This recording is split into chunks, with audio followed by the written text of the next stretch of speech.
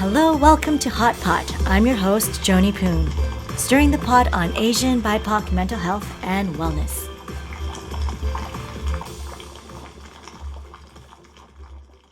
All right. Hello, everyone. Welcome. I'm so excited to introduce you to my friend here, Julianne Keu. She has an amazing YouTube channel. First started off talking about psychedelics, and now it's in this very exciting phase of changing to encompass more about alternative medicine and healthcare therapy practices, as well as, my mind's slipping me, can you?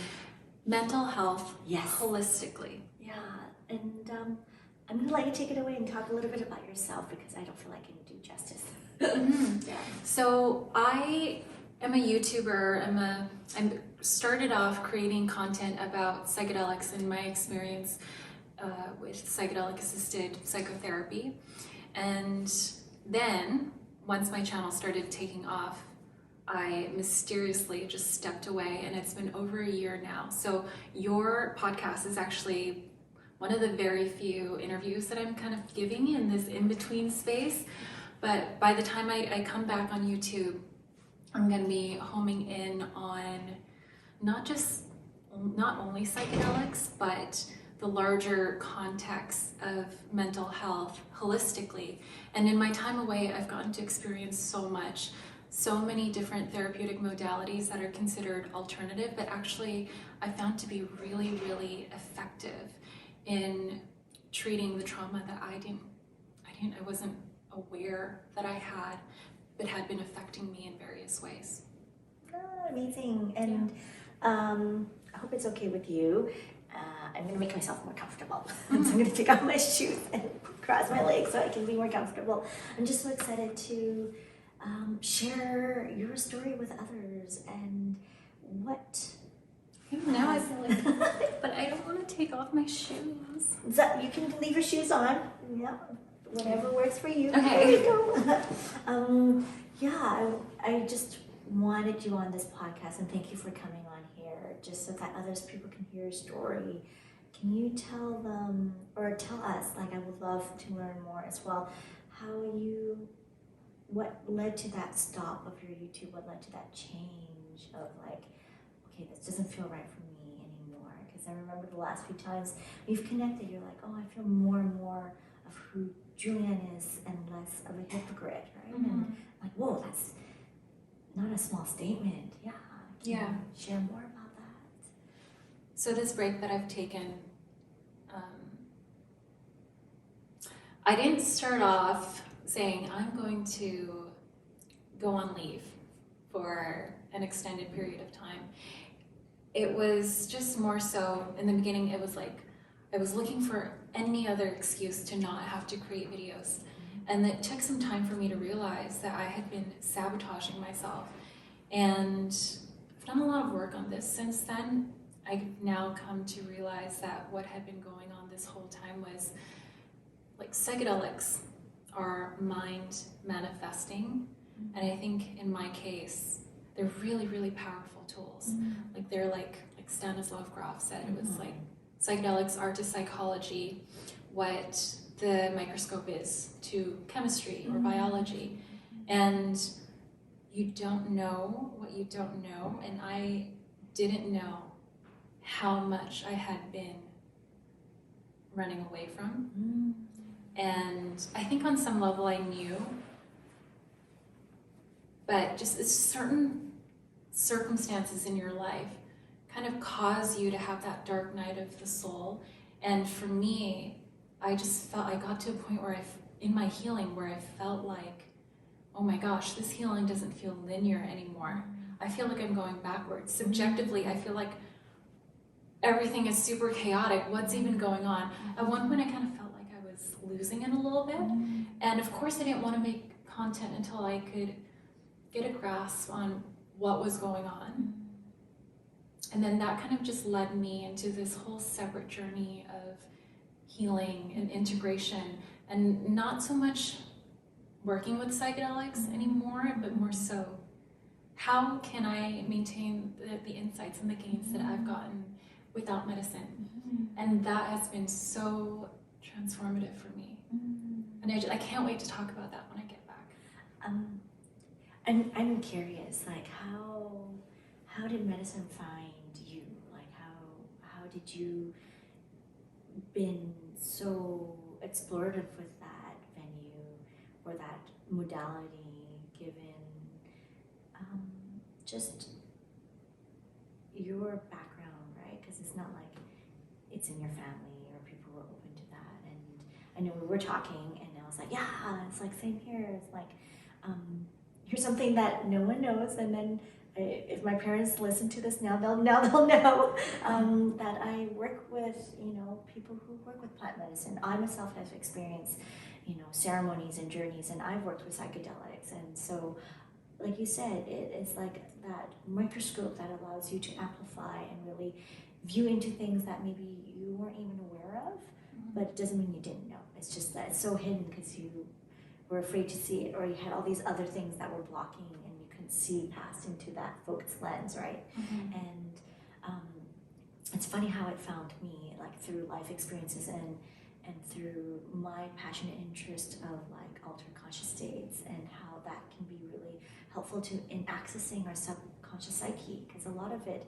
is underneath there. All our life experiences, we don't think about each one, then plan out how we're going to respond to things that go on in our environment. It just happens like that. And then by uncovering and understanding those parts, and even parts we might not even be aware of but energetically can feel, can really lead into how we show up, right? And who I am or who you are. And so through that work and studying and hearing about how powerful psychedelics that can be, a kind of like, oh, I want to learn more about this. I just like really said it out loud to myself, and then not long before, it literally found me. Like someone said, oh, I heard you're interested in wanting to learn more. I was in the middle of my family vacation. So how long ago was this? I don't think I've ever heard this story, and I'd be so curious. This was like a few years ago, and it was after I've been practicing clinical hypnotherapy work for at least 5-7 years. And with that, it allows you to really access different brain wavelength states, and so that alters your conscious. And I can see the gentleness in that, because when people are visiting traumatic events or experiences or heightened emotions, their body, their nervous system is still very calm, and allows you to process and access healing, and to process the things that your body's taking in, and even your mind trying to make sense of it in a gentler way. You can't think when you're in fight, flight, or freeze mode, right, or fawning. So from there, I was doing more studying about, okay, how do altered brainwaves really help with healing? How do we access subconscious psyche?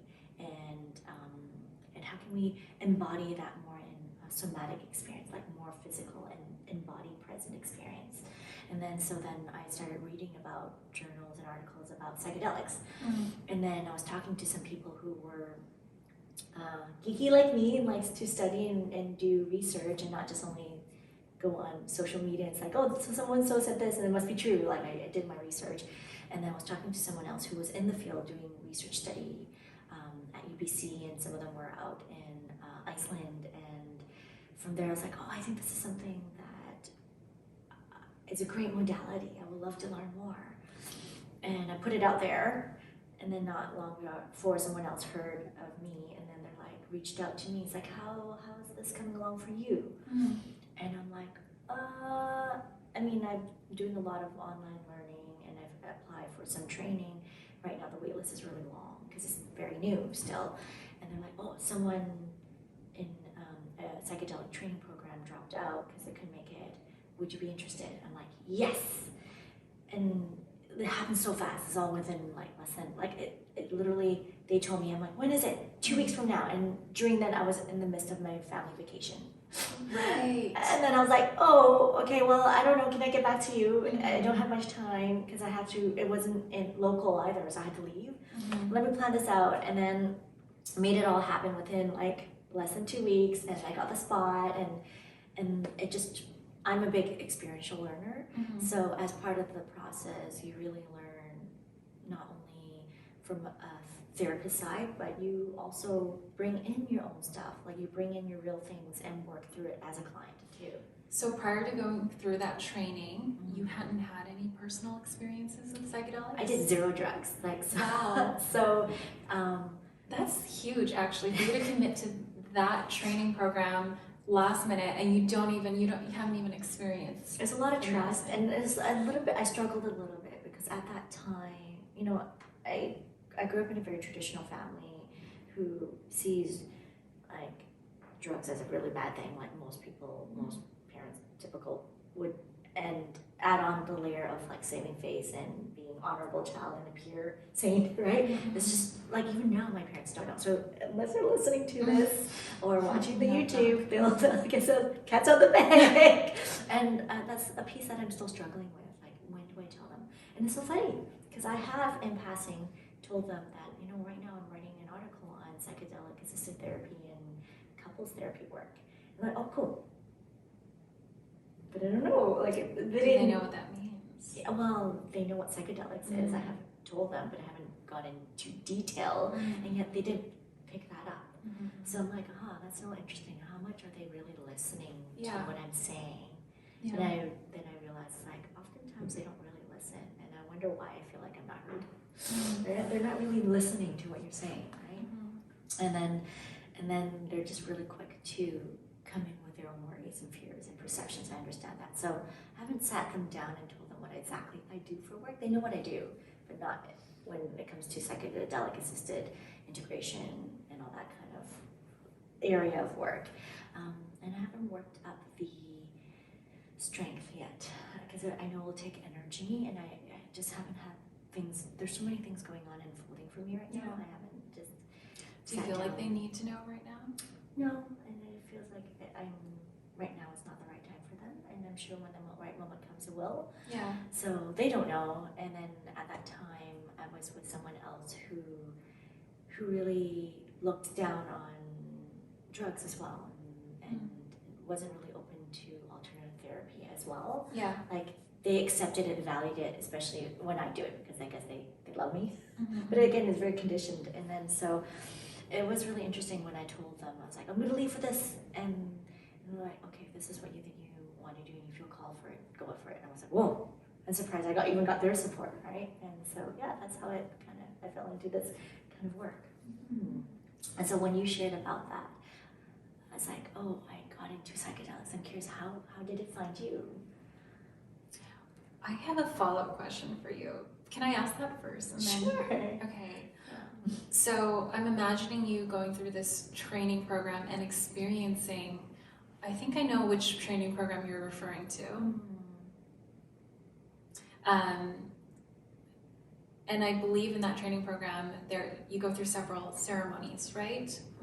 Not as as a client and as a therapist. Yeah. So you must have had at least one really profound psychedelic experience there. What was the most shocking or surprising thing about the experience to you? Okay. The first thing that comes to mind was that I was not shocking, but I think I didn't realize how closed off I was.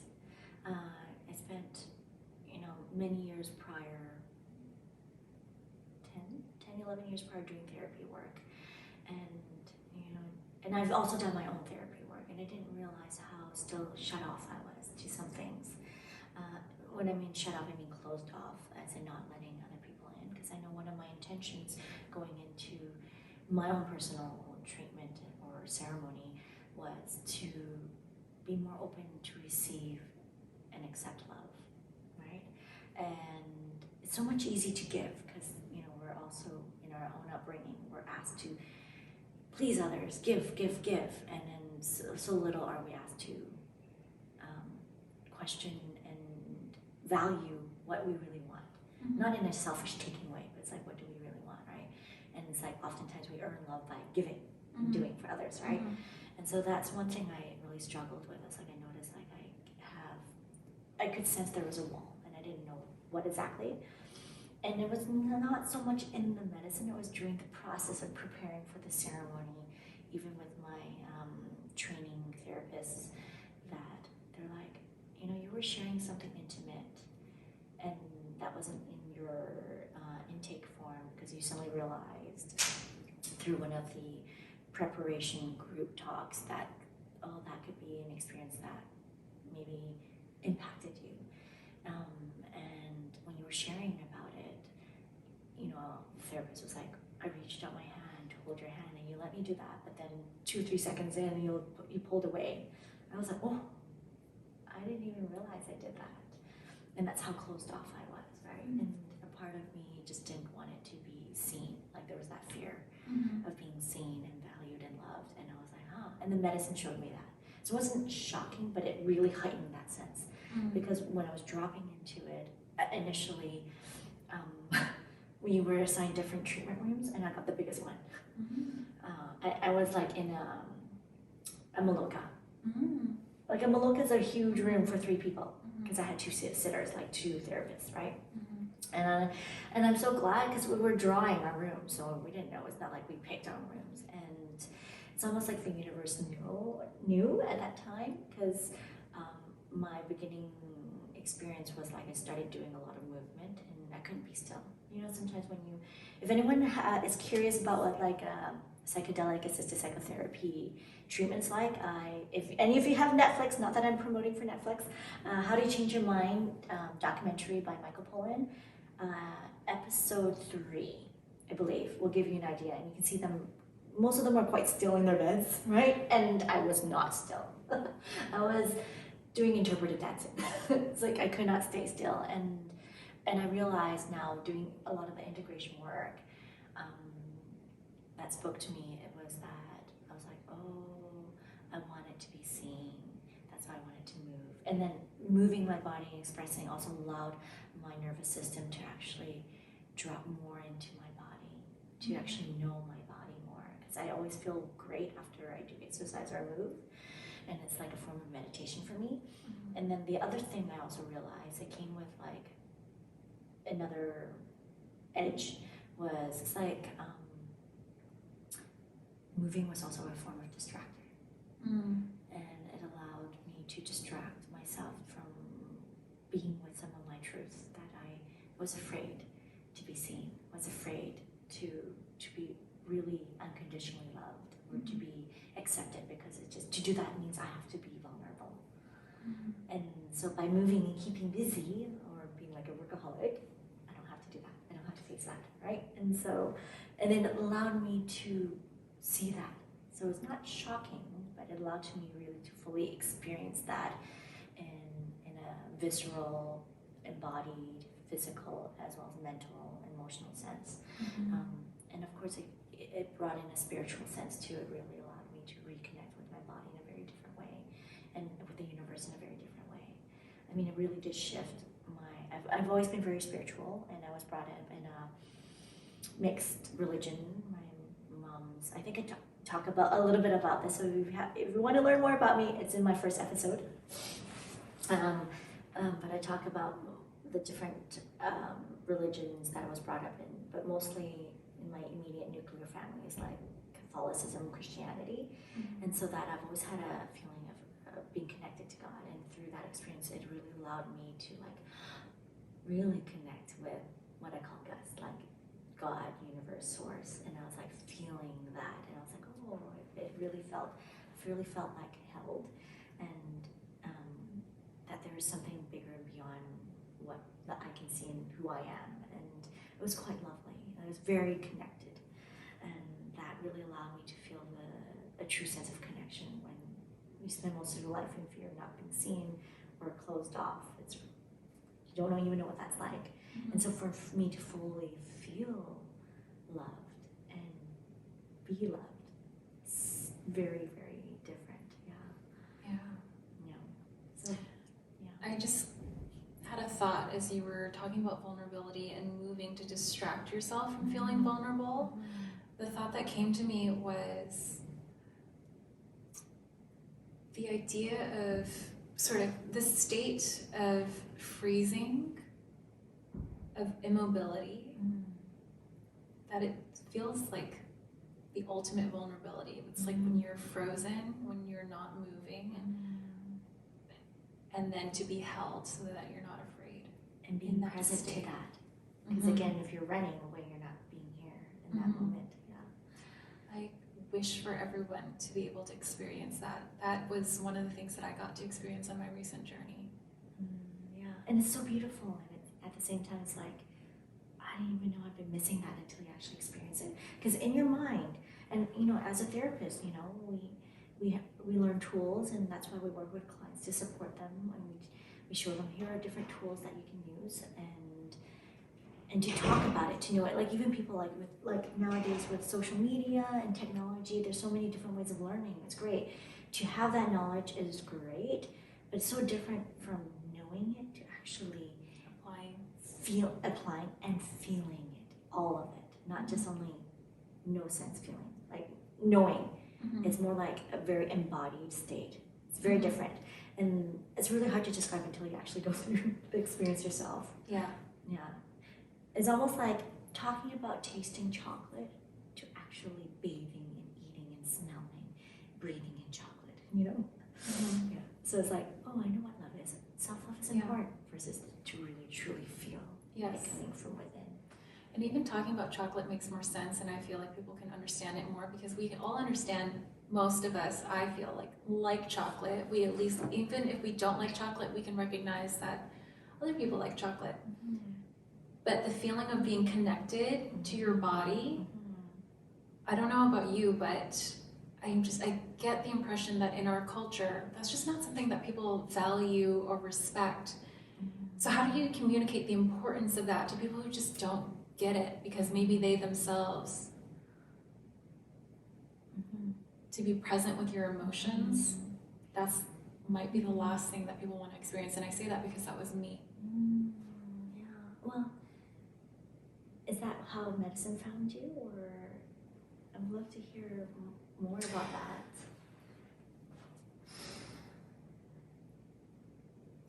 So I grew up similar to you in a pretty conservative family. I had very limited experience with recreational drugs. You're Cambodian Chinese, yes? Yes. So I would say like culturally, French Indochina, that region. I think that's my inherited culture. And my parents are from Cambodia. They survived the genocide. They came here as refugees. So there's trauma there. Yes. But I didn't really know what that meant. All I, in the beginning, could clue into was the fact that I was more prone to depression and anxiety than other people. So while there was part of me that had all of these aspirations and all of this potential to apply myself in the world outside, and I was always been really ambitious, separately there's another part of me that was almost its opposite. So it was like these two warring parts, and when there was the most tension between these two parts would be when I would notice I'm clinically depressed. I haven't gone out of bed in so long, or like my biggest accomplishment today is taking a shower. So I've had this whole history of just trying to figure myself out, trying to help myself, but not knowing really how. I've had experiences of, for example, being hospitalized in the psych ward, and being put on different medications, and I've been on antidepressants twice in my life, 2 long stretches, like 2 long periods. And the last time that I was on antidepressants was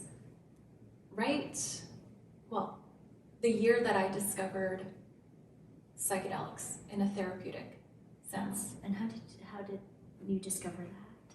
So it was first after realizing, okay, so I woke up one day, I'm still on antidepressants. I look back and I'm like, what even happened the last 2 years? And I really couldn't remember. Like nothing was coming to me And as you know, it's like to have memories, there's an emotional component to that. And if you're numbing yourself from feeling, then you don't remember much. And so I felt like I had been coasting, and then I had to ask myself, is this the way I want to live forever? Of course I said no. So I went to my doctor, he put me on a tapering schedule. I asked to extend that schedule by 2. I think that's so safe and wise. Yes. Yeah. Anytime anyone's on antidepressants, and not, originally, I don't know if you know this, they were created to help people regulate themselves. Once they're regulated, the goal is to titrate off of it, come off of it, so that they can actually learn, so that they're more stable, so they can learn other different modalities to actually maintain their regulated state, not to actually be on it lifelong. Yes, that's the ideal use case scenario, but unfortunately doesn't seem like that's how it is. So I tapered off the antidepressants very gradually, very conservatively, and then after taking my last dose, I experienced 2 weeks of brain zaps, which I knew would happen. And once I got through that, I was like, that's not so bad. And then the migraines began. Daily migraines, debilitating migraines, could not do anything, could not get out of bed, I was immobilized. Every single day for 30 days, not knowing when it would end, 2 trips to the ER. No one had answers for me. Antidepressant discontinuation syndrome isn't even a medically recognized condition. The idea of withdrawing from antidepressants isn't even medically recognized. And it is a thing. I've seen clients do it. So it was really frustrating. And I'm like, what is going on here yet again, feeling like I've been failed by the mainstream medical system when it came to my mental health. And once I got through it, and I feel really privileged that I actually was able to take that much time off at the time to finally make it to the light at the end of the tunnel, because I know many people don't, and they stay on. But once I got through, I swore to myself, no matter what would happen next, no matter how depressed I might get in the future, I am never going back on antidepressants, ever. I'm going to find any other way to help myself besides that way. And it was that mentality that actually made me open to, at the time it was microdosing, when a friend suggested that I try this next thing, months later. Because the thing is, and I hear this from people a lot, and I feel like you get this a lot too, is that people often say to me, you don't seem like a psychedelic YouTuber, or you don't seem like, when I think of someone who uses psychedelic medicine, I don't think of you. And I think I know exactly what they mean. I mean, there's so many stereotypes that we associate certain things with, and I get it. I mean, I even have like friends that I did undergrad with, and then they're like, what do you do now? That's that part of your job? It's like, whoa, I never could associate you and drugs or you and even experience something like this. And I mean, I could see that, because for the longest time for me, I was one of those people who also like judged. I also was one of those people who also felt shame around, like, oh yeah, drugs, so bad. And that's because that's what I was taught. That's what I was brought up in. And like you, I'm very lucky and privileged to have an education and to have supportive parents in a way that knew how to support me in their own way, to allow me to be curious. Whether sometimes that curiosity was shut down because it didn't fit into their context or scope, yes. And through school, it taught me that it's okay to be curious. It's okay to question things. Sometimes it does come at a cost, right? Sometimes it does have certain negative outcomes because you throw in power dynamics and all that stuff. And yet, I don't know, that inquisitive side of me always like, okay, I'm curious, what's next? And also that deep-seated feeling of like, I know there's more. I know there's more that science has yet to explain. There's so little we really know, right? And I know, like, I could feel it, and there are things I could sense and feel that I just can't fully explain.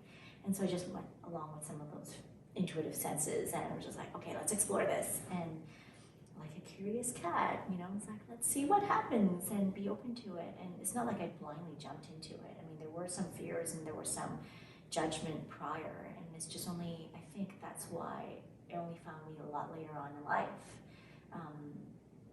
because it was through my own early childhood experiences, leading into my fascination with, you know, metaphysical states and altered conscious states, to being a music therapist, and how that led down to one thing to another, that really allowed me to be more open to psychedelics, right?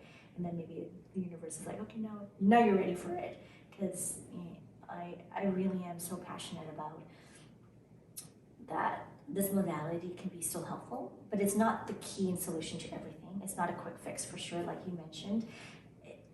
It's not so much about the medicine curing you or fixing you. It really helps you connect things and experience things. And what do you do with that after? Mm-hmm. Because your everyday life doesn't really change. Mm-hmm. It's almost like the best way I can describe it is like having a near-death experience. Not everyone's gonna have it, and it can be really scary. And then you go back to your everyday life, and those around you have never experienced it. How do you explain it to them, and how will they understand? And they haven't had those experiences, so their shift of perspective remains the same. So how do you bring that experience in and incorporate it into your everyday life, so that it doesn't make you go crazy or makes you feel more vulnerable? Or how can you make those experiences, even the negative ones, can be transformative? How can you integrate it, right? By making sense of it in a way that's helpful for you. Another way I describe it, not near death, is almost like going to, like, if people like watch the movie Avatar, it's like going to that new world, and now you've seen all that. How can you bring some of those insights and learnings back with you into your everyday, even though it's not Pandora, right? That other world. It's through integration. How do you embody that? Because if you don't, it's just only experience at the end of the day, and it's going to be lost. Mm-hmm. Right? Like learning a new language. If you don't use it, you lose it. Yeah. And so that's why I'm so passionate about this, because I feel like, okay, here's a key, the psychedelics, like, here's a key to the door you've always had access to that you even didn't realize you had, or maybe you did, but too afraid to go through. And now get back there without using the medicine. And that's what integration does. And that's why I want to do more of this work, because I feel like integration is such a key component to those really deeper transformative work. Yeah. Exactly. Yeah, and then there's one bit that you were talking about that I was like, oh, pieces of you, like even growing up with that big range of like what your family went through and what you went through, and you feeling that tension, that divide, that difference. How did that, through your own experiences, allowed you to discover who you are and discover your identity or parts of you? Because you mentioned, like, I didn't even know who I was, and I struggled with it too, and I get it. And just wanted to hear what your journey's like. Mm-hmm. Can I restart my camera? Yeah. Okay. I'm gonna remember here. Oh, darn! Did it not even start?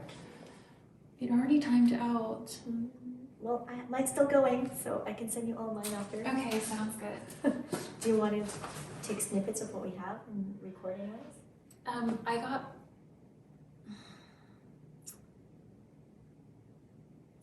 So we have 2 cameras going on right now. Oh yeah. We have 2 cameras going on, and so yeah. I'm sure this is technology. We all know the woes of well, it. at least we can use that camera for like a photo or something. Sure. Okay. It's a question about identity. One thing that I knew I didn't want to inherit from my parents or adopt for myself was the idea that life was all about survival. I just wanted something more, and I knew that I was capable. I've always had this feeling about myself. I don't know where it came from, but at times, like especially in school, it was challenging.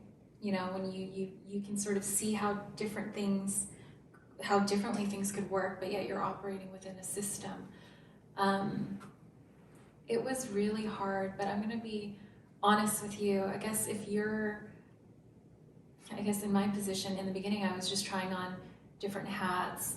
I knew that I wanted to be someone. I knew almost obsessively in the beginning, I was really focused on making money because I thought that was going to be my key to getting out of the situation that I was in. I thought that it was my key to freedom. In the beginning, didn't even really care how I made money. And I just thought, okay, this is what I'm good at. This is how I can do it. So let's just do it. And meanwhile, once I would run up against issues of, for example, like burning out, or I had a business at one point, a marketing agency. And then when we hit our toughest year, my instinct, instead of knowing when to quit, was let's get on antidepressants, let's numb yourself so that you can put your head down and solve these issues and get to the other side. Almost as if I was all too comfortable with treating my body as a machine, a tool. It's there to work for me. This idea of like embodiment is so new, and just coming to an appreciation of it took so much work for me. It wasn't intuitive. I think anyone who's experienced trauma, they don't want to feel connected to their body. They don't. It is not intuitive. Like, you're right. For me, I didn't like sharing my ceremony journey. Part of the experience is like, oh, I didn't even realize. Like, even before the preparation, the therapist reached out to me like, nope, because it just felt safer to stay within myself, right? And I mean, that's some of the upbringing, because my parents, when we did something wrong, would spank us, right? And so then you learn physical touch can be, not that my mom wasn't loving. Sometimes she'll be like, console me after, but then you get really confused because it's not consistent. But then you learn that, you don't know what to expect. And if you did something wrong, touch could be also bad, right? So then maybe it's better to stay within your own, or not feel. Because like sometimes in those heightened states when you're being spanked, you don't want to feel it. You feel it because it's painful. So then you start learning to dissociate from it. And so then you're not trying to learn to feel what your body's telling you that you're in danger, because it's just overwhelming too much. And as a kid, you don't have control and power over that, right? And so you start learning those tools that are adaptive, but they're maladaptive at that time. But it's a way for you to cope, and it was necessary. And over time, it starts conforming into how you figure out how you navigate through life feeling safe. And then you learn to dissociate and not listen to your body even more. So it becomes like a tool, like you mentioned, right? Yeah. For you to go from a state of dissociation to where you are now, which is embodiment, did you find that you had to pass through a window of feeling all of the emotions that the dissociation had been there to protect you from having to feel, or numb you from having to feel? It's both. It's like looking at a coin. There's two sides to a coin, and they both exist, and they're both real, and they're both true. It's not like one without the other. So they're both, like, yes, they have its job. Being fully embodied, sometimes too embodied, can not be helpful in certain circumstances. It's just learning. Do I practice it more and more in my everyday life? I try to. Am I great at it and perfect at it? No. Some days I'm just like, oops, I'm defaulting back to like dissociating because it's just too much. And then I have that awareness. It's like, oh, I even tell like whoever I'm with, or depending what the circumstance, like this is what I'm ready for right now. But it's me starting to learn to honor my body and trusting that I can feel it's already too much. Maybe I just love for me to feel this much is already okay. And then allowing more space later on, right? Yeah. But it's not just only through therapy. I mean, I've done different modalities of therapy work. In a different episode with Dr. Catherine, if you listen to that episode, I even talked about how I actually got into doing my own therapy. It was because I wanted to become a therapist. And being a part of a therapist, you need, one of the course trainings is like you be a client, you be honest. The more authentic and honest you bring in your own baggage of traumas, the more you learn from that, right? And then that really opened a window for me to allow to really explore that. Because prior to that, I was just like, I'm okay, I'm not broken. Like there was that misconception that mental health, seeking support means there's something wrong with you, you're broken, right? And of course, funny where I got that from, because it was not too long ago I talked to my mom saying, talking to a counselor can be helpful, or talking to a therapist or something, right? And it's like, there's nothing wrong with me. Yet I see all these anxieties with her. So your mom, you were suggesting to your mom to go like see a maybe, counselor? right? And you know, it's like, I wonder why I felt like that before. But you know, That's not a thing in Asian no, culture. it's not. And if anything, you add on that layer, like from my Chinese background, it's like there's that shame component. That means you're weak. If you're weak, you're bringing shame and dishonor to your family. Mm-hmm. Right? You're supposed to be strong, right? And not broken, and you have to appear strong, right? Even though you're not. It's like putting on that face, you know, saving face. And so it's really interesting how, you know, through different life experiences, even through my own interests and schooling and the work I do has really allowed me and provided me that opportunity to explore therapy, to explore alternative therapy. And it's not just only that, like another thing I got really into 6, 7, 8 years ago maybe, can't remember now,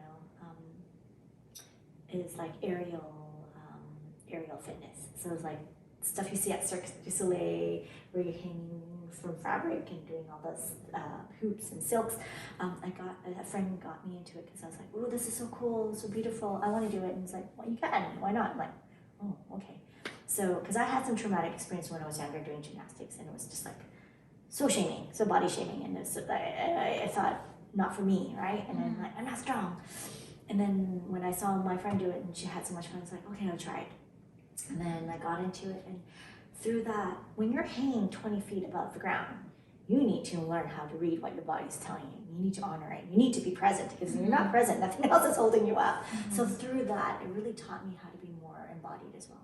It taught me to really listen to what my body was telling me. Because oftentimes when we dissociate, we're no longer honoring. So like you, in your instance, how you're sharing, it's like, okay, I'm gonna power through, not feeling great. I'm just gonna numb my body by taking antidepressants and push through, right? Can't really do that when you have nothing holding you up, right? And what I learned is that when you're tired, it's okay. Don't push through, because if you do, you will hurt yourself. And I've gotten hand rope or silk burns because I tried to push myself. Yeah.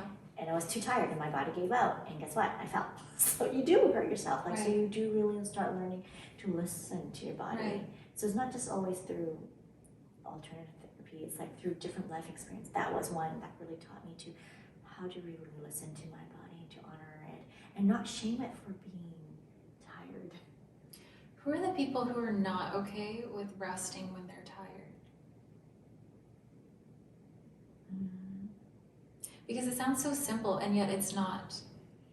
I think that's a very big question. Like, I don't know if I have the right answer. I'll tell you. I was one of those people who wouldn't allow myself to rest when I was tired, and in some ways I'm still that person, and I have more of an awareness of where that part of me comes from now. And there's stories that we tell ourselves that make it even more difficult for ourselves. And one of the things that I wanted to ask you earlier is, like, I've noticed us using the terms medicine and drugs interchangeably so far in referring to psychedelics. What is the difference between medicine and drugs? Plant medicine and drugs?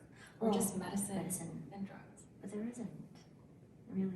I mean, they're all, for me, I'm sure you can Google this and there's a definition, there is a difference. And I use it interchangeably because it depends on how you use the drugs. It's any substance. However you use the substance in a treatment form and in a controlled and harm reduction way is medicine. Because medicine is used to treat something or used to support a healing process of something. That's how I define it. That's why I interchange it. Yeah, it is a very loaded question.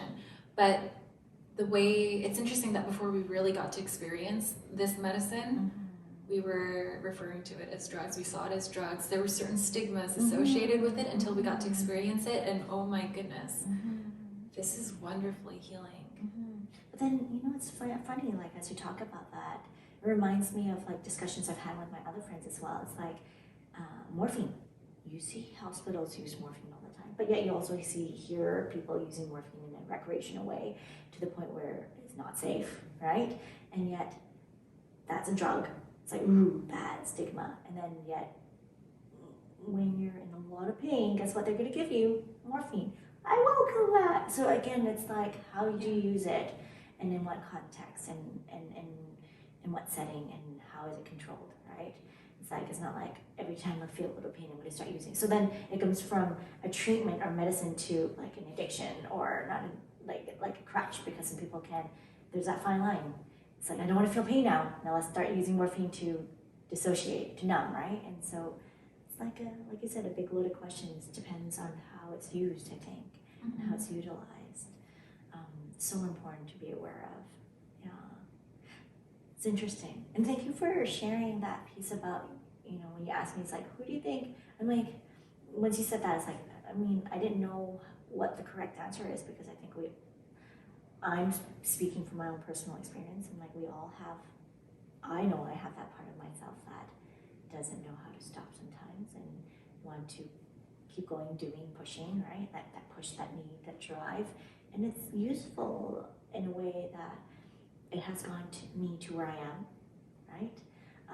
And at the same time, it's also not healthy, because it's also, earlier in my career, it did do a lot of harm in my marriage.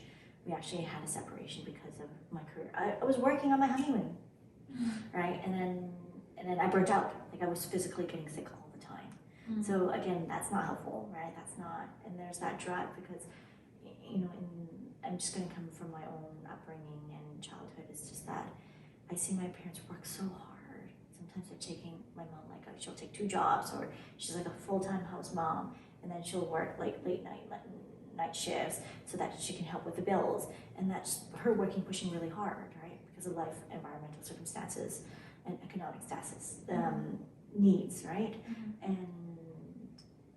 And so then, therefore, I witnessed that was modeled to me.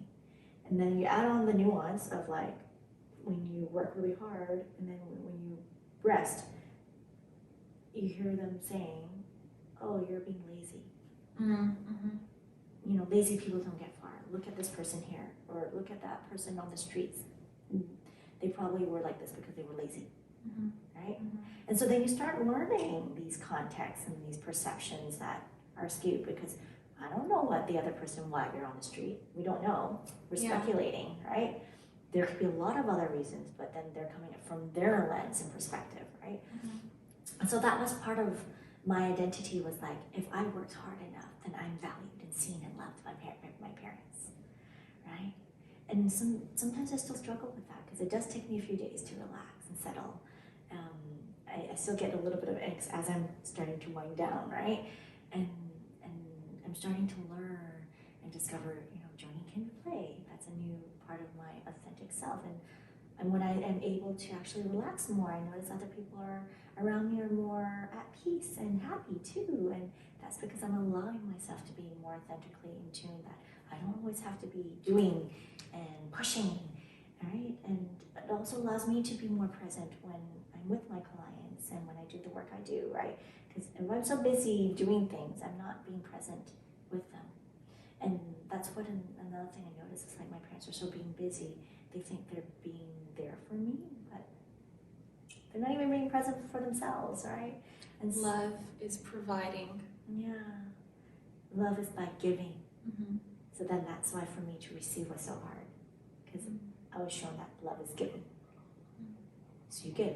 You always constantly give. You show up for others at the expense of yourself, right? Right? And culturally, you want to be the obedient, filial child. So then again, it's like, meaning you sacrifice your own needs for others, right? And so that was a component I'm starting to learn to drop more into. Like, that's part of, like, my authenticity, is meaning honoring my own needs, not at the sacrifice of others, so that I can show up better for someone else, so that I can be there to love you more, right? Yeah. What was your parents' love language growing up? How did they show love to you? Great And question. so then how did you learn to receive love or associate as, this is love being shown to me? I think one of their strongest ones, I don't think they realize, is acts of services.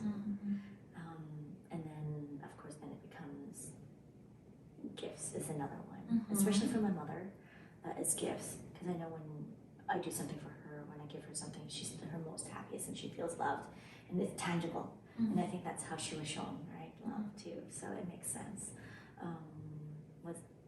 There was another part to your question. Did I? So then how did you come to start associating? This is somebody showing love to me. Is that to clarify, is that how I perceive my love languages as well? Yes. I was wondering if there was a link between the way that your parents express love and the way that you have come to view as the patterning of that? Yes. Yeah, access services for sure. But then it's also a little bit like a one-way thing. It's like for me to feel more loved and valued, I'm doing a whole bunch of access services for whoever else I'm with. So that the more I do, it's like, I'm doing all this for you, love me. And then at the same time, if they're not doing that for me, it's like, I'm not loved. But then I also don't want it. Like if they're doing stuff for me, there's a sense of guilt and shame because it's like, wait, I'm not doing enough for them, right? They should come first. Because then that's what I was taught. It's like, in that Asian culture, it's like you always put your elders first, right? And then when you don't, I was very well taught that that means you're very selfish and you're very self-centered and you're not being a good, caring child, right?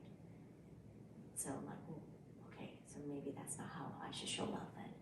That means I'm not showing love. So by doing for others and making sure others are happy and comfortable, that's me showing love. And therefore that's how I can get love too, because that's how well it was received, right? And if I don't, then I was shamed or reprimanded, right? Or said I was not as great, right?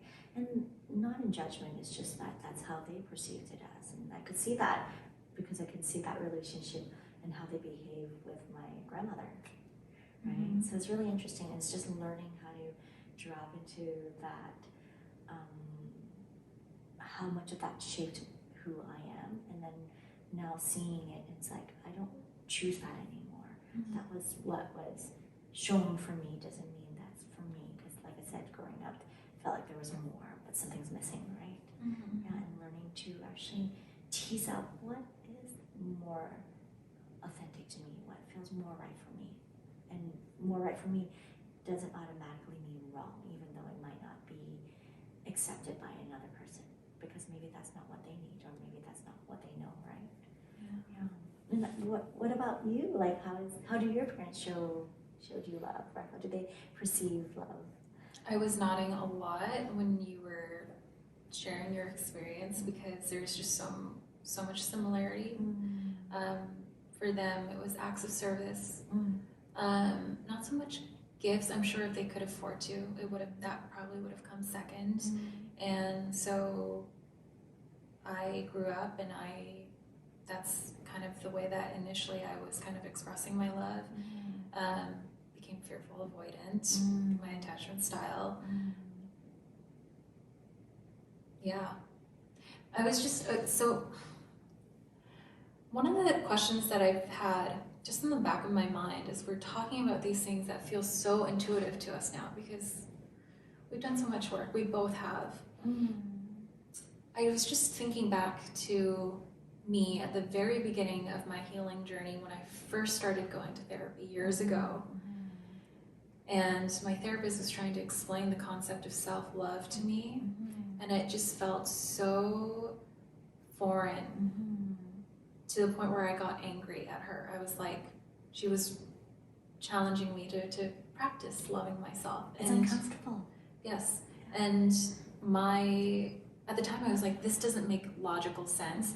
Why would I give myself love unconditionally? Shouldn't it be something that I have to earn? And then that way I would actually get out of my chair and actually do something for it.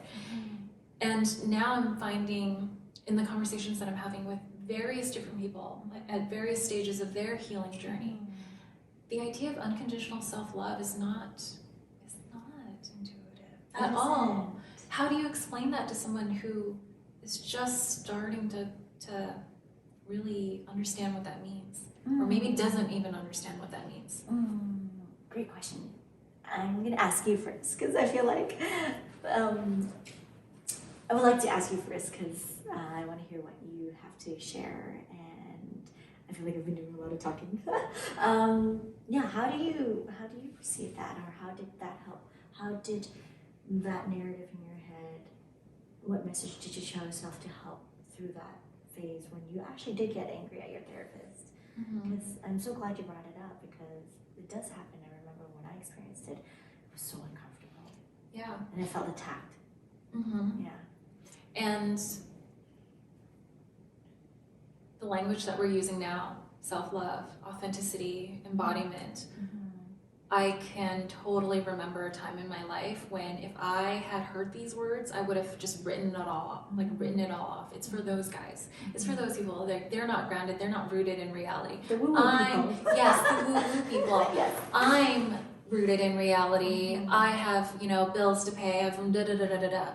Life is about suffering. Yeah, sure, right? It's Like about the working hard. linear way of looking at how things happen. It's about doing the grind, right? But then again, I'm like, if you look at that, I'm like, wait, that's what was modeled for me.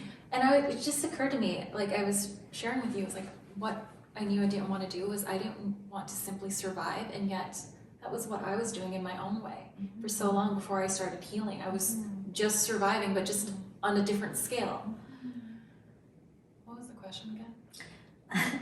Your question was like, how do you come and explain to someone who's in that new phase of like understanding or not understanding what self-love means, or self-care, or embodiment, or allowing, right? Or surrendering.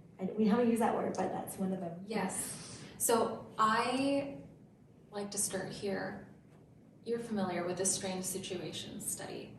Like anyone who's a therapist or has studied psychology probably has heard of this. It's the foundation of attachment theory. So the gist of it is, if you have different scenarios, like, and you study mothers and their toddlers, and you get the mothers to act differently in every scenario, what you see is that mothers that are present and securely there for their toddlers, you see that the toddler feels more empowered, less fearful, they're more likely to go and explore the unknown. More self-trusting. Yes. Without having the guarantee of knowing what's next. Right? Whereas, if you have mothers that are maybe there, but they're not present, you see the toddler. Inconsistent, volatile, like, again, we don't know what to expect from them, and not secure. Yes. Yeah, not grounded. Yes. And super anxious. The relationship that we have with our primary caregiver, that is, in many ways, it forms the foundation of how we not only relate to others in intimate relationships and friendships, what have you, but also with ourselves. I even see it in my dog. Before he wants to go roam around somewhere or run off to play with another dog, he'll look back to see if I'm there, and if I am, then he'll go. But if I'm not, then he'll try to look for me. That's where I would begin, is that now we're adults, we don't need our parents to be in the same room as with us every time we are about to go into some unknown situation, but we need a secure base for ourselves, within ourselves. So what does that look like? How do you talk to yourself? That's a great question. I mean, what allowed you to get, I'm curious, like what allowed you to get from that anger state when your therapist like, let's consider about some self-love, some self-care, and you're like, oof, you got triggered and you got angry. What helped you move past that? I think I also consider myself to be a pretty stubborn person. It was a lot of accumulating experiences where my way clearly wasn't working. Yeah. And I could very clearly see that it wasn't working when, I'm depressed again. I'm making myself feel even worse by telling myself, I'm a piece of trash for actually needing to nap or whatever. Like once you actually become aware of how you talk to yourself, like, okay, maybe this is something I can work on. For me, what helped self-love wasn't saying, I love myself. because I didn't know how. So then how are you going to even allow that? And then the fact, add on that layer for me, self-love or self-care meant that was me being selfish. So then there's that guilt there and that extra shaming there. So then why would I do it? Right? So for what really helped me was like really understanding patternings around me. I mean, I think that's why sometimes we like watching movies and listening to music, because even before a movie ends, except for one of the psychological like twists, and you're like, ooh, that was good, right? Unexpected. But most stories, most movies, most music that we listen to, we almost can anticipate what the ending's going to be, right? Like, want to try something cool? Sure. Are you willing to use your voice? We're already using it now. Okay, so go after me. Okay, so you're going to go. So try that. And then try it. So this is going to be ba, ba, ba, ba. Can you try that? Ba, ba, ba, ba. And then next one. Ba, ba, ba, ba. Ba, ba, ba, ba. Ba, ba, ba, ba, ba. Ba, ba, ba, ba, ba. Okay, so follow what my fingering's doing. Okay, ready? So ba, ba, ba, ba, ba. Ba, ba, ba, ba, ba. Okay, so now do it without me singing for you. Ba, ba, ba, ba, ba. Now just follow my fingering, sing what sing what my finger's doing. Ba, ba, Yeah. ba, Ba, ba, ba. ba. Okay, let's try this. Ba. Ba, ba. You naturally knew you wanted to sing higher. Ba, ba, ba, right? And so, but I didn't tell you what to sing next, but you knew to sing higher. So what does that mean? So we innately can anticipate what's next. We want a certain closure, right? We can already anticipate what the next step is because it feels comfortable. We naturally do that in our subconscious. And so when things don't fit into what we're already subconsciously expecting, it feels incomplete. It feels like we don't have control. It feels like unsafe. And so when you don't have, like through life, it teaches you all those different things that's going to happen that you can subconsciously expect. That provides you a sense of safety and security and familiarity. Not because it feels great, but it's familiar, and familiarity provides comfort, and comfort can be associated to feeling safe. Doesn't mean it's always safe, but at least you know what you can expect is going to happen next, right? And so when you don't have the language, you've never been shown that, you don't have the tools, you've never experienced before, then it just feels really uncomfortable, because then you're like, well, if I went ba ba ba ba ba ba, and then you're like, what? I don't know. Like if I point to the back, what were you like? Notice if I did that, what are you gonna do? And you're just like, did I do it wrong? Like I don't even know what's going on, right? And that feels so uncomfortable that we rather just go back to something we're more used to, more comfortable with. And so what helped me is noticing patterns, because patterns create safety, creates a context, creates a sense of what we can anticipate next. So that's why we like watching certain movies, and that, oh yeah, this feels like a good ending. Or listening to music, if it doesn't, like, you know how when you're jamming to and you're listening, you love it, and then suddenly they stop and you're like, oh, it feels incomplete, right? We want that closure, right? And it feels right, it feels settled. And then, so by looking at my own family system, the own patternings there, and actually being honest, without judgment, that's the other thing. It's like trying not to judge. But just seeing as is, observing. Like it's so easy to watch a movie and say all this because we're either judging or observing, but then we're less tied to it because we're not critically judging them, right? Or we can be, but it's easier. So we're not critically judging ourselves, but just seeing and observing the patterns, and you're like, oh my gosh. It's the same thing but different, like how you mentioned. I am actually doing what my parents are doing, but in a different way. And I'm like, ah! And then I was like, wait. And then if you learn to start realizing, because through hitting and banging your head on the wall a few times, then you realize, more than a few times actually, you realize this is not working anymore.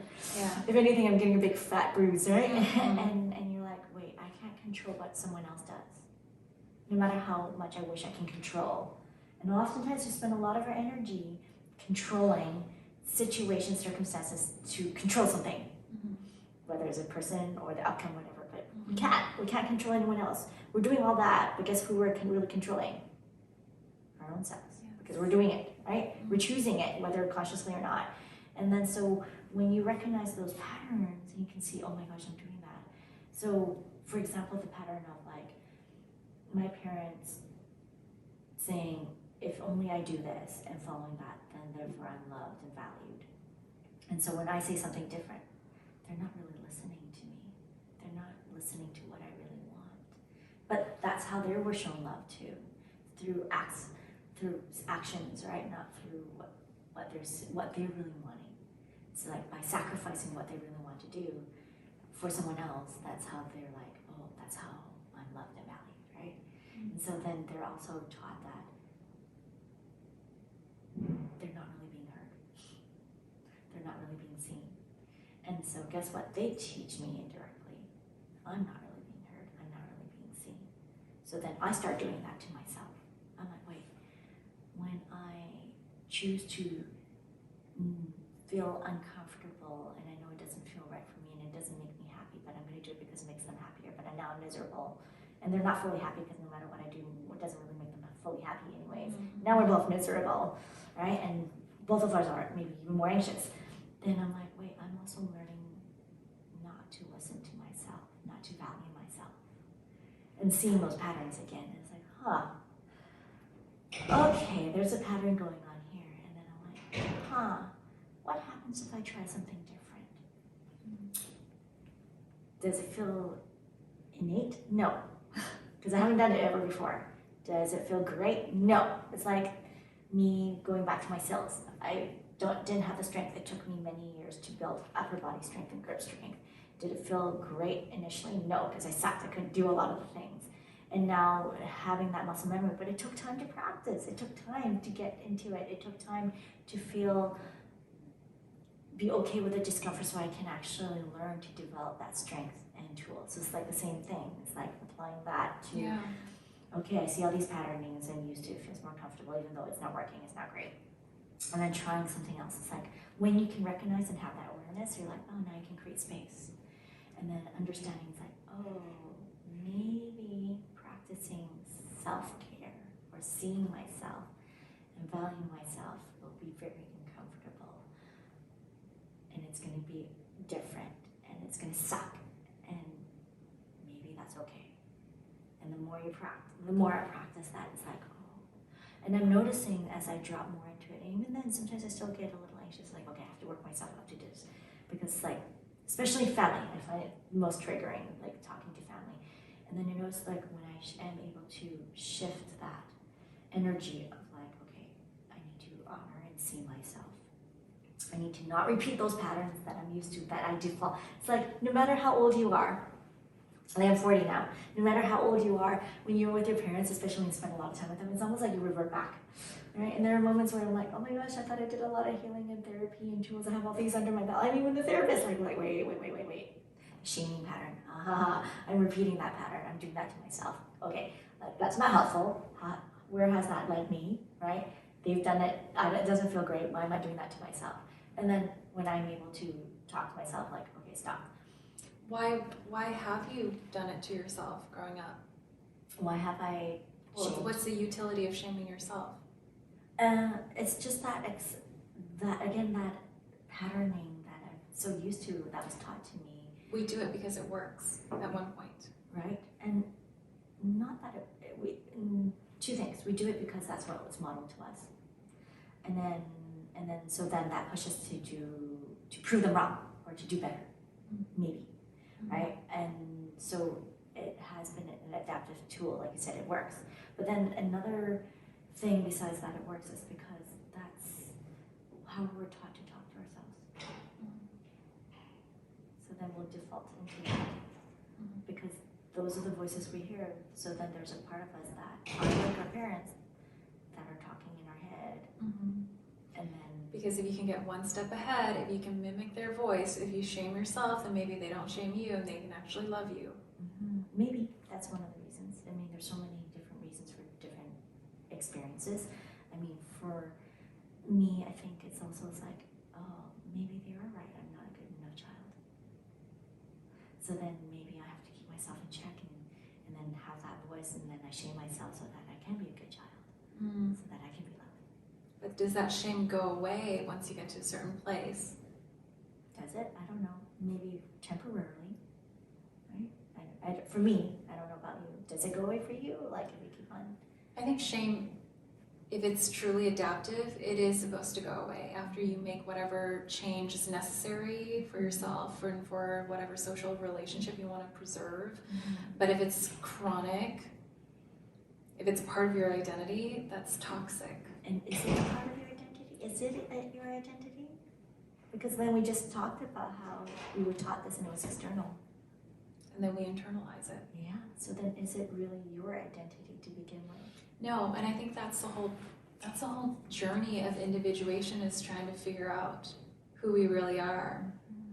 And it's so funny, those people who tend, I notice and observe, tend to be more in tune with their authentic selves, as in internal, external, not external, internal. So internally connecting with their own identity and making meaning of that, and then sharing it through their actions, through how they talk, through their interactions.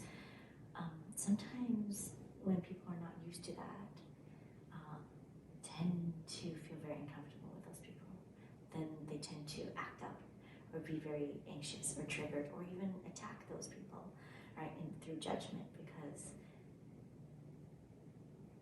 there's several reasons. I, sometimes believe it's probably because it's not so much, there's resentment for sure. Resentment, not so much from anger, of like, this is what that person's doing or not doing, and judgment. Could be that on the surface. I think deeper is like envy. Envy that this person can be like that, and they can sense their peace, their freedom. Because like you said, there's liberation. Like you were seeking through money and wealth, liberation. Did that give you liberation? No, it like cornered me. Yeah. So, just to sidetrack for a second, what allowed you to find liberation and freedom for you now, more so than before? When I was forced to detach from all the things that I thought were key pieces in my finally getting there where I finally could be free. It's the story that I feel like we can find ourselves like being the most committed to, and that's not only, it isn't until certain things in our lives happen that you realize, oh my gosh, I've been living a lie. I've been feeding into a story that's not even me. And for me, that happened around COVID. And so, okay, I could talk about this in an abstract way, or I can just say tangibly, if you look at my life, what happened right around COVID is that many areas, many facets of my life changed.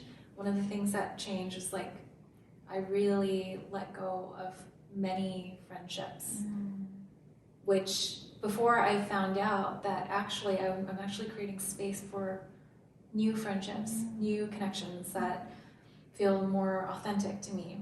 There's that liminal space in between that can feel really jarring. People talk about this, but I don't know if it's really mainstream yet in the healing community or the therapeutic community. The idea of a healing crisis. Have you gone through one?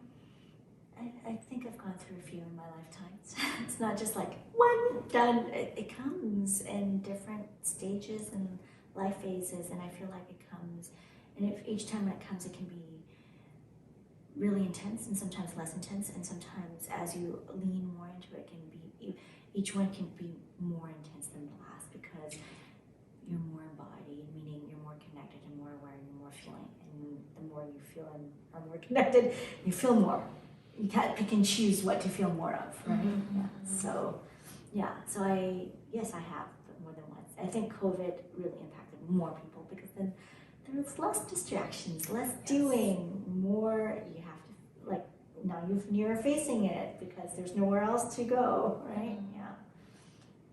And And so you were saying COVID really allowed to shape in transitioning you from your friends. So it's like what I'm hearing is that external, less of the external and more really now I have to face what's going on inside, and then building from the internal out, right? Yeah. I think for a long time I thought if I could just be perfect enough, if I could just be this way, then all of these underlying feelings of shame, not being worthy, guilt, what have you, would just go away, because then I could just convince myself that I'm finally good enough. And I think many people, especially younger people, subscribe to that story until you realize there is no such thing as feeding into that story enough where it finally solves or heals you of those wounds on the inside. And yeah, I mean, I'm grateful that what's happened since has happened, but subjectively it felt really painful. And I think one thing that made it more painful than it maybe needed to be was that I had no idea that what I was going through was a common process that many people go through.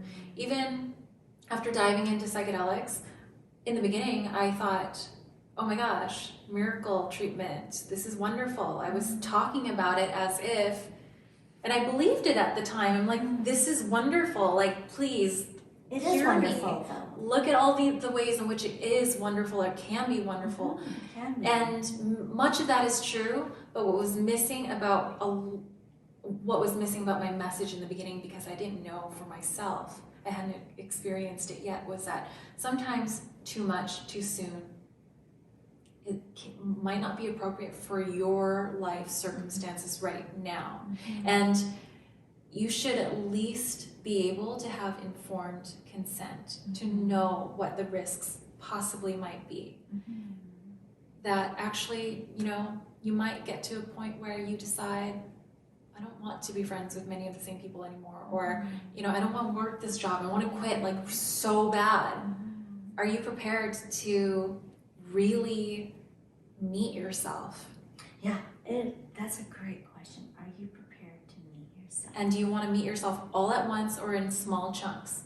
And there's no right or wrong. Both can work too. It just really depends on, again, learning how to listen to yourself and honor what is right for you. And then sometimes when you fail, because again, it's all, you don't know until you go through it and learn, oh, maybe that was too much. That's okay. Because at that time, listening from what you've shared and drawing from my own experience is that you don't know until you experience it. You don't know what to ask and expect until you only know what you know from the best of drawing from your own personal experiences. And that's why you seek professional help, and hopefully they know, but they also no one has all the answers, right? And as a cautionary for anything, it's always less is more. Start small, because at the end of the day, your nervous system, any change can impact your nervous system, whether you feel it or not. It's a lot. It can be a lot. And if you're used to numbing it, then you don't even realize it's a lot, right? And so sometimes less is more, right? And sometimes when you want to feel a change, maybe you feel inspired and eager and you want to do all of it, and that's also okay. But also know what that means if you do commit to all of it. What could that possibly look like? Yeah, and what is the outcomes of that? And also honoring, it's like, are you ready for that?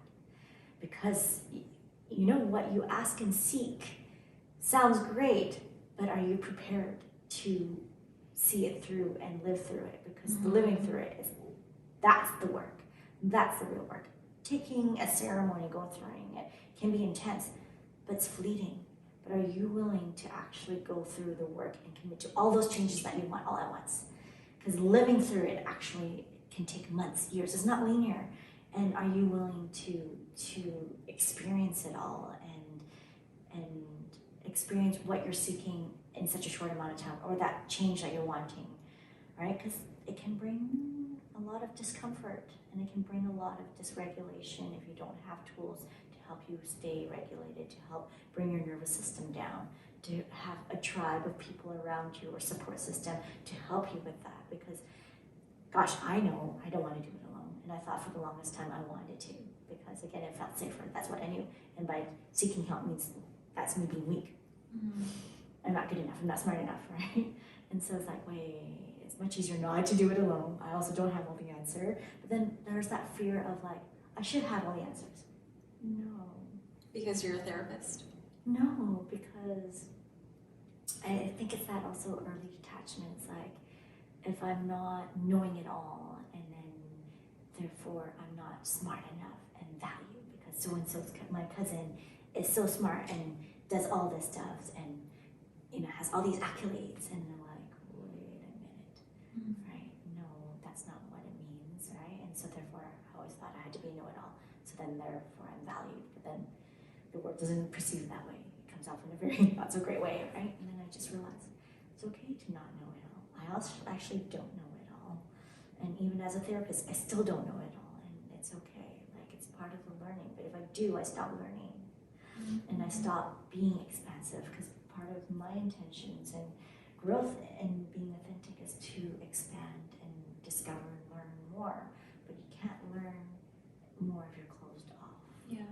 And if you know it all, then what is there to learn, right? And yeah, it's really interesting. But being prepared, I think that's such a good question, because sometimes you don't know when you seek it and you ask for it.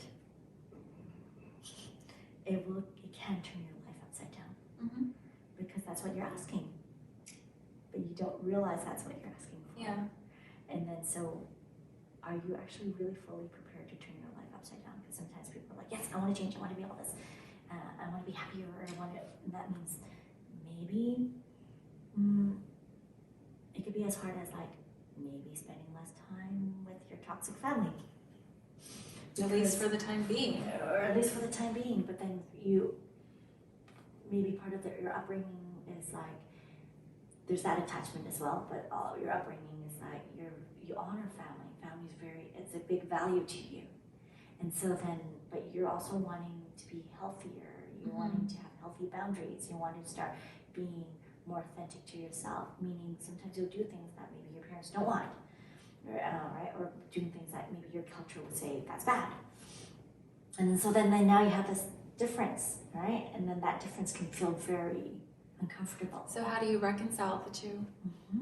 Then you have to really ask yourself, how much are you ready of what you really value, what you want most, right?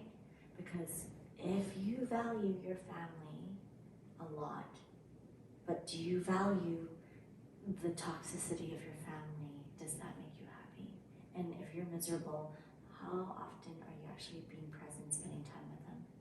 Or are you actually numbing yourself, spending time with them? And are you really there? Yeah, and are you doing something out of guilt? Or are you doing something because you actually want to? Then are you actually experiencing your family, if you're valuing family? Or are you just doing it out of obligation then? Yeah. Right? And then so it's really asking yourself the difficult questions, right? And then are you okay with it? And it's also okay to not be okay with it. Maybe that's not what you're ready for. Then maybe do smaller steps. Yeah. Right? I find the metaphor of a spiritual awakening to be really applicable here. On YouTube, there are people who talk about their spiritual awakening experiences, and I just couldn't help but take note of how similar my own experience of awakening after a series of psychedelic experiences largely mimicked a spiritual awakening. And a friend said to me the other day, he's like, actually, what if the process of ascension is really just embodiment? What if it's just two different ways of describing the same process? And I kind of think that it is now. But in the beginning, I'm noticing a theme in the way that people talk about their spiritual awakenings is that in the beginning, it's like liminal space. It subjectively feels really uncomfortable, and especially if you don't know an end in sight, like you know what doesn't work for you anymore. The past is past. All those structures that you thought had supported you are now no longer there. You don't even want to go back, and yet you don't know where you're going next. And subjectively, that feels really scary. You can't say, most people, unless you're, I can't imagine people saying, I bet you most people, if they had a choice, they'd say, I would like to experience a spiritual awakening only on weekends because I've got a day job. Wouldn't it be nice? I would have loved if that had been an option for Or me. I would like to experience a spiritual awakening where I can experience it but don't have to lift a finger to do the work, because now that I know what no longer is working for me, because I think what it really allows you when you're more embodied, you're like more present with it. It's like, this is no longer working. You can't skirt around it anymore. Yeah. And so now, what do you do with it? But then before, it's almost like the Matrix. It's like the blue pill, red pill. It's like, I want to stay in the Matrix, and then if you don't know, you're not aware, so therefore you're just like continuing it. But now you know, how do you go back? Right? And then that means, are you willing to do the work?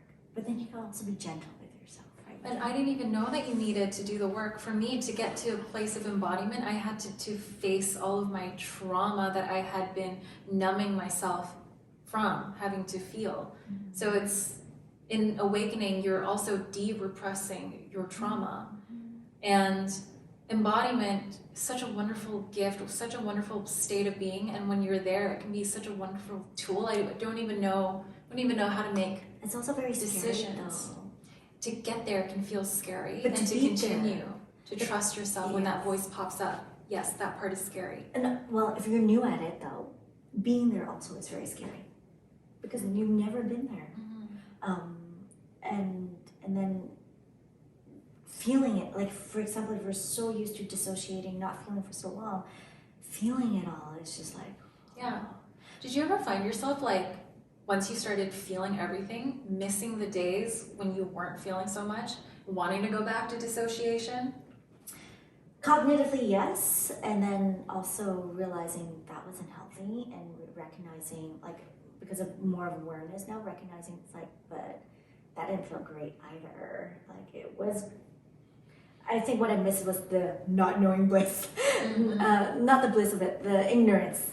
That's what I missed. It's just now I'm aware, it's like, really? So that's where your education as a therapist came in handy. It was like you could recognize that's not healthy.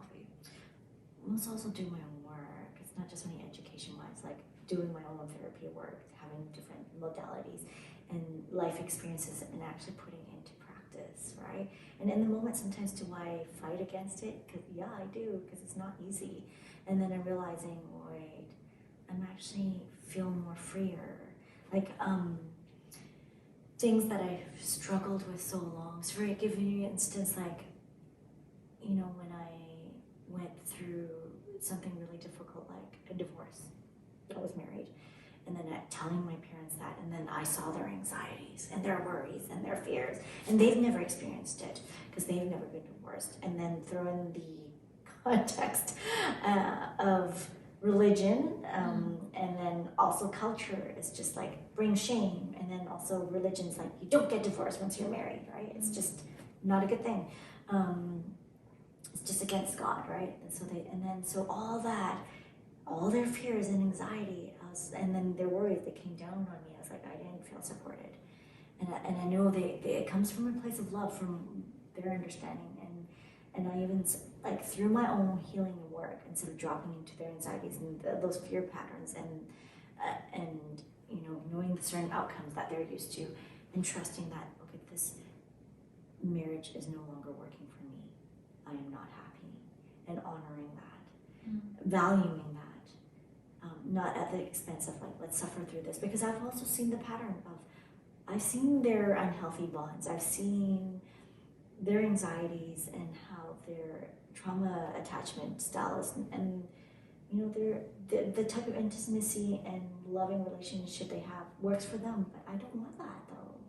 And recognizing that and valuing that that's not what I want, and honoring that that's not what's going to make me happy. If that would make them happy, but I don't see them always happy, I can see that they're not, and I'm like, I don't want that. I don't want to continue that. And so when I can come to those terms and value that over all these other stuff that I was brought up into as well, because I can see their viewpoints as well and their belief system and perception, I'm like, but I don't want to continue that pattern anymore. So I was able to create space. So again, by creating space, I can choose. I didn't have to act on it immediately. I didn't. It took me a while. Did it feel great in the process? No.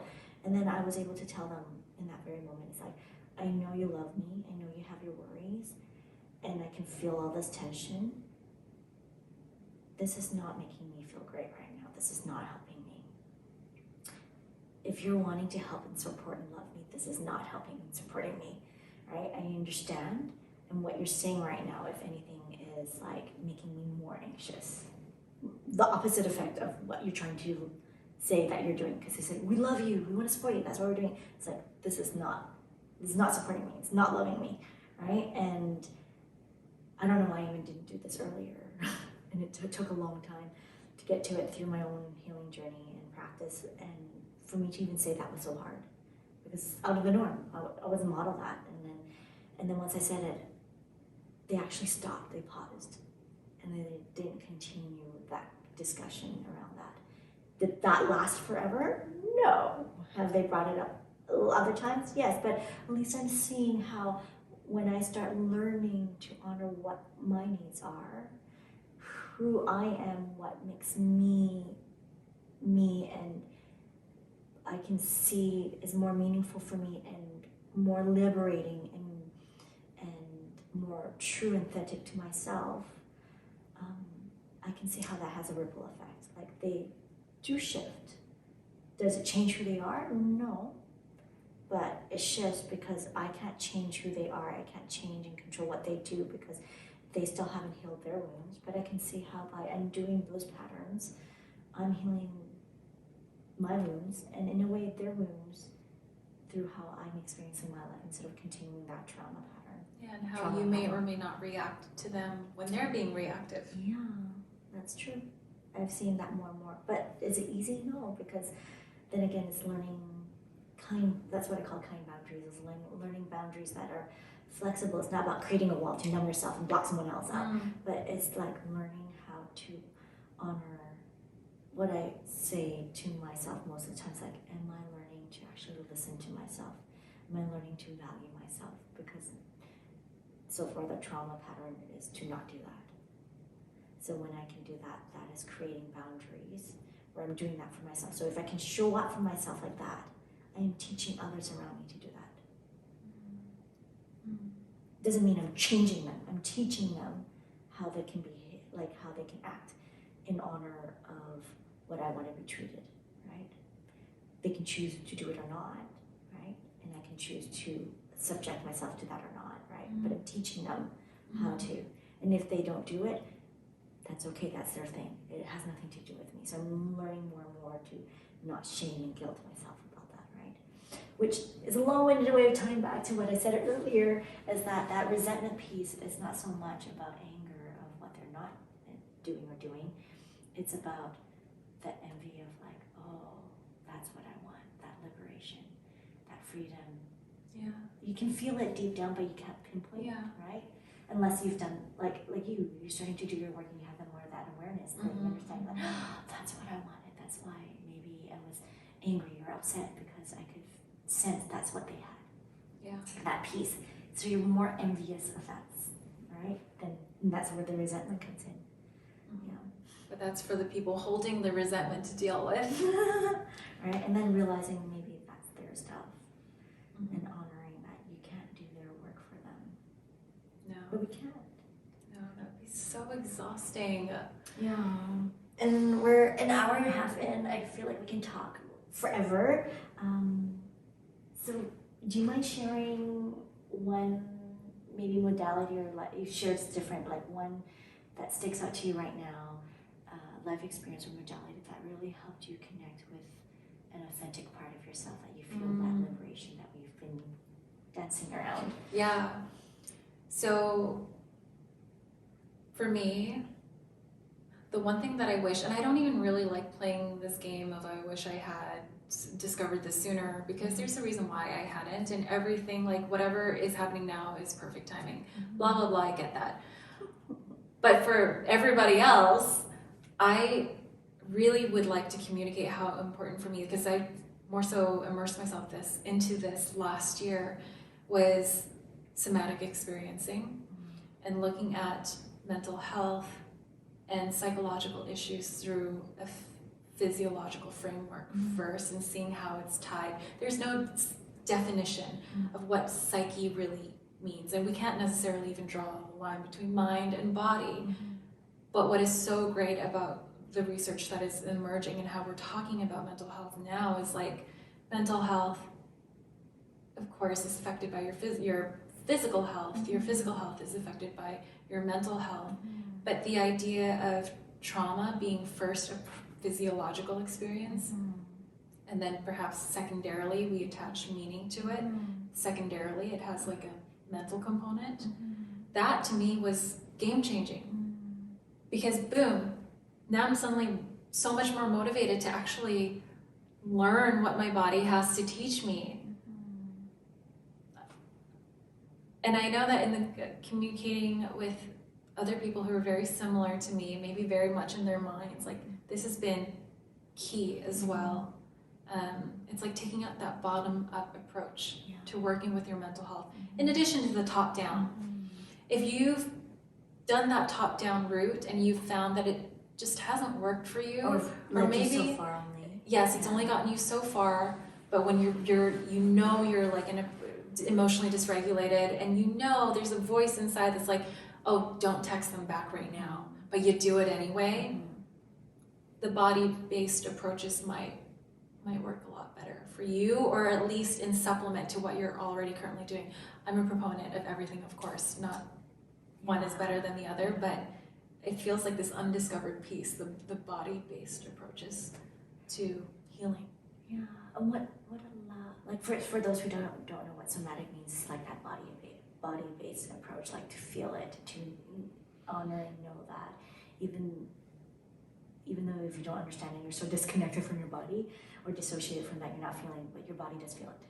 Your body stores a lot of information. I mean, the biggest example, or not biggest, the easiest example I can give is like when you walk into a room, even before you talk to anyone, you can feel the energy or vibe of a room. Like you're just like, oh, there's a vibe, there's this thing, this environment.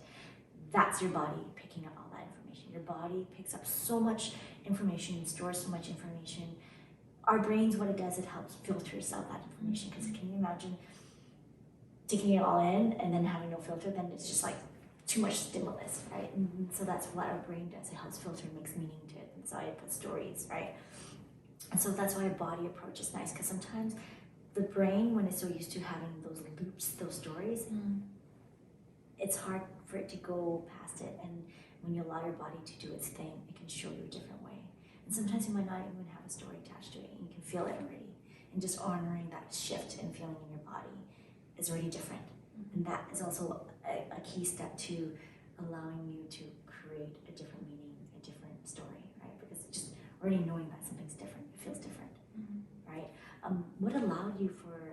What introduced you to your somatic experiencing modality of work? Like what introduced you to that, and what piece of your identity did it allow you to really connect with?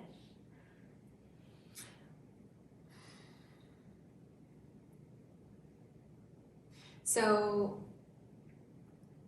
if I'm being really honest, it was my ex-boyfriend. And I think almost on a spiritual level, that relationship really worked for me at the time. It was what I needed at the time because of his background. We have very similar trauma histories. He's a psychologist. And we were talking a lot about how to help ourselves and exploring different modalities. I was the one who first discovered somatic experiencing by Peter Levine, and then he went out and interviewed a bunch of therapists and then found the best ones. And then that's how I got started. I don't know if I necessarily even knew what it was going to do. I did not. I was more so of the mindset of I'm willing to try anything. Similar to the mentality that I had going into microdosing, trying these new like experimental medicines for the first time. I was just open. And I think that takes a certain level of trust. Openness. Yeah. And openness. I think trusting is also being open, because being open means, okay, you can't control because you don't know what the outcome is, because you've never experienced it, and also a sense of vulnerability, because that means it's new, and new means scary, right? And that's vulnerable, right? Yeah. I don't think it felt scary for me. I was just excited to try it. shifting that mindset of like, instead of scary, excitement, right? Or let's try something new, right? Because the old way is definitely not working, like you realize that, right? And so let's be open to that. So openness, I think, for me, what allows me to be more open is just being curious, right? Curiosity, and the imagery of being expansive. Like, if I can feel it in my body now, that because of through practice or imagery, if I can vision it, like whatever I'm thinking of doing, if it makes me feel contracted and closed off, then I'm like, okay, maybe it's not for me. But if it gives me the sensation and feeling of like openness and expansion, then I'm like, okay, maybe this is for me. I don't think I was even at that point yet, to be honest. I don't know if I recognized. I was just like, yeah, let's do it. Interesting. And then I learned how to listen to my body through that process. But again, you learn, right? And you don't realize until you learn. For me, I think I already felt it, but I didn't realize I was feeling those things. And so it taught me to actually, it's like learning to actually be more connected. Oh, this is what my body's telling me. It actually knew all along. Because that's one of the things that I laughed about through other things. Like, I actually knew, but I wasn't listening to it.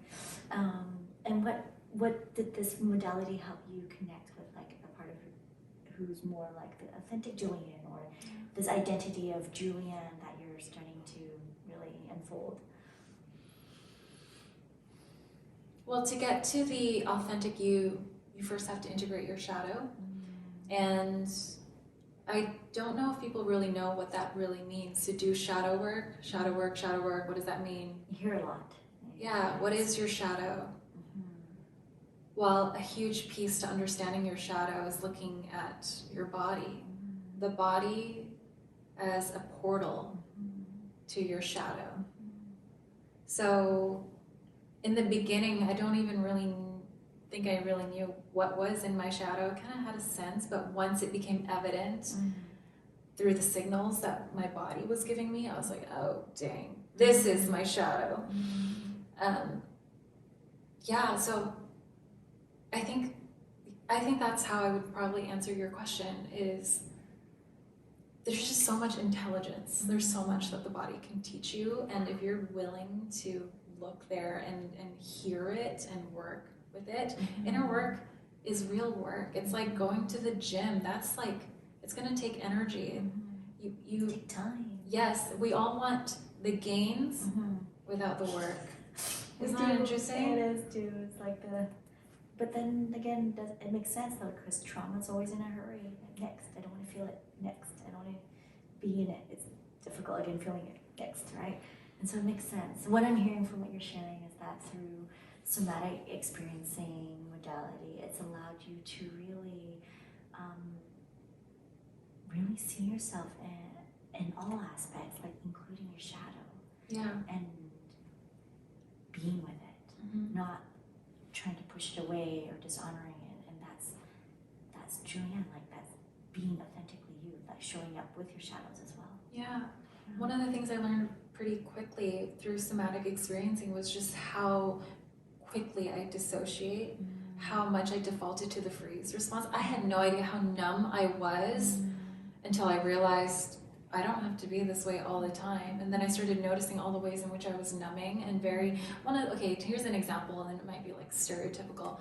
I was numbing on the road. I would get stressed out really easily while driving, and I would numb, and I have scratches on my car.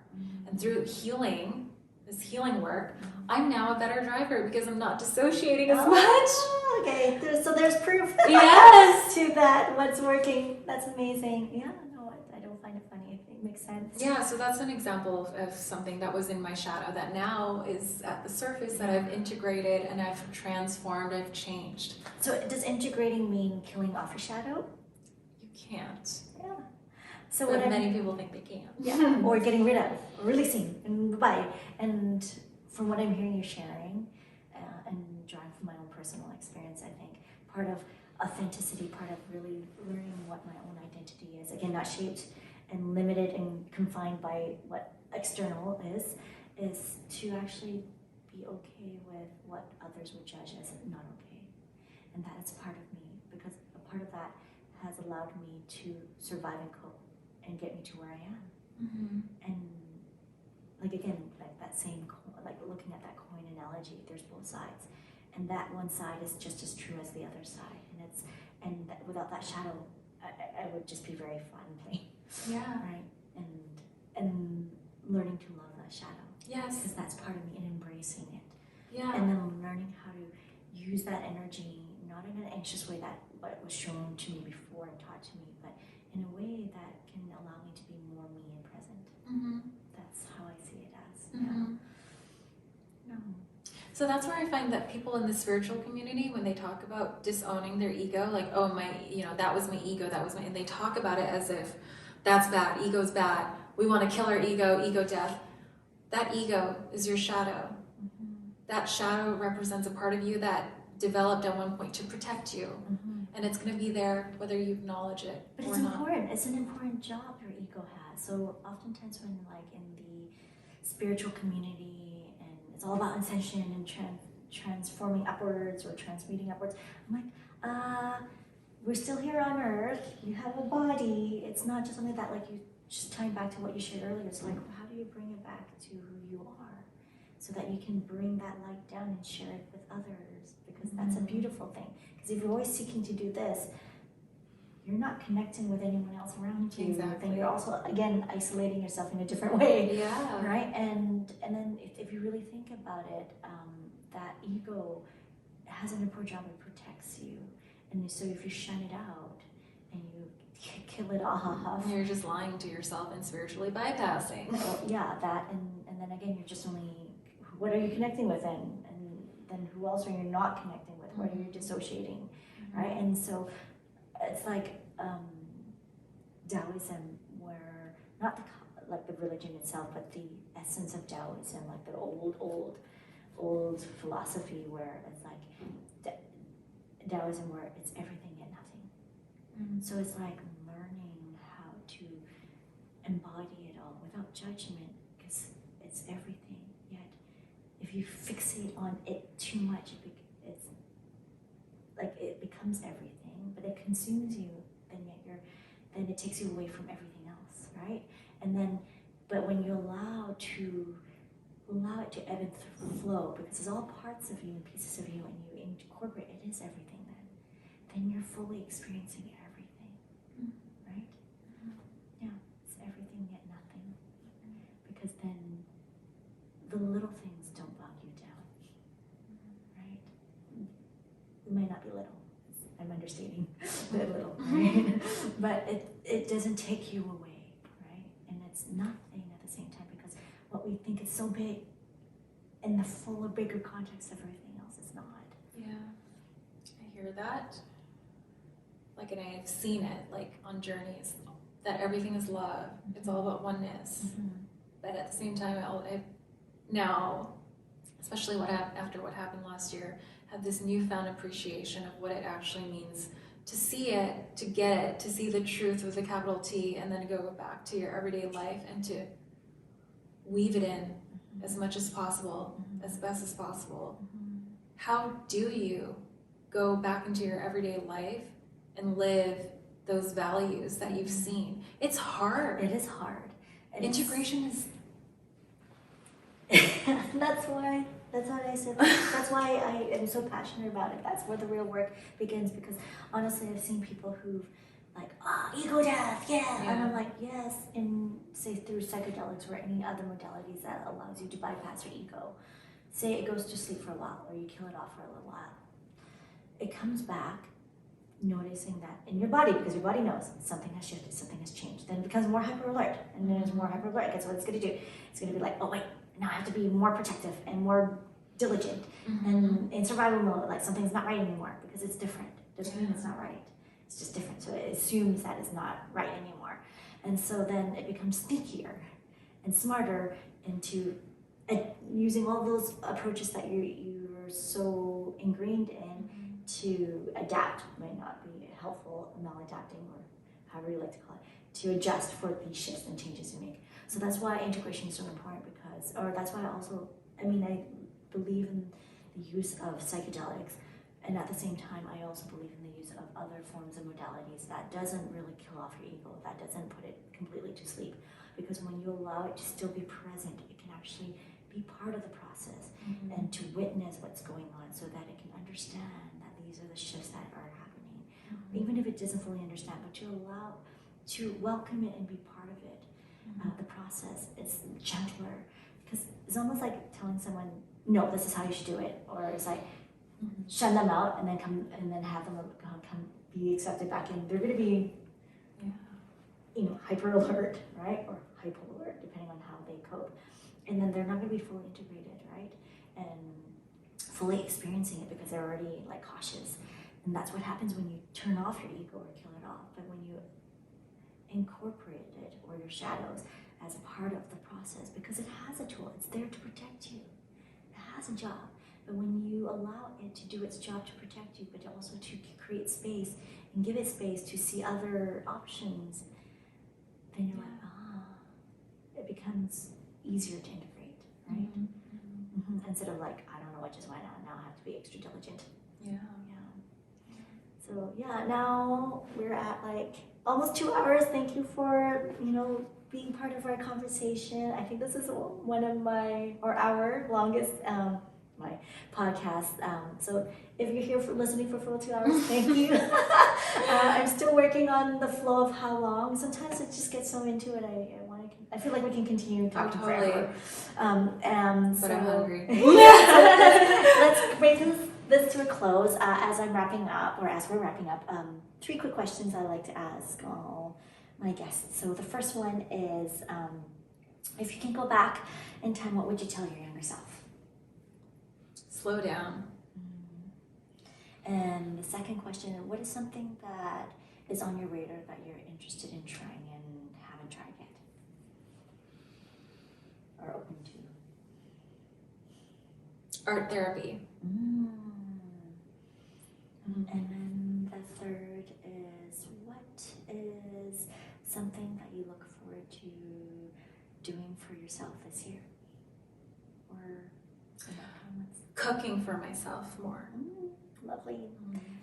So thankful and grateful that you're here sharing your wisdoms and your stories and your insights, and thank you for being here and having this conversation with us. Thank you so much for having me. I felt like we were in flow the whole time, and I really appreciate this opportunity. Just like spend time with you and just chat. Yeah, and it's so nice. Like it's so lovely to be able to have this heart-to-heart conversation.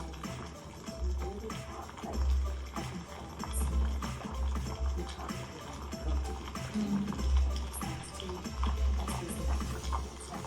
I like me too. It's nice. Yeah. Thank you. Gosh, I'm so tired. This has been a HOTPOT Pod production, brought to you by Lucidor, a premier online psychedelic dispensary. Wander your mind at lucidor.net.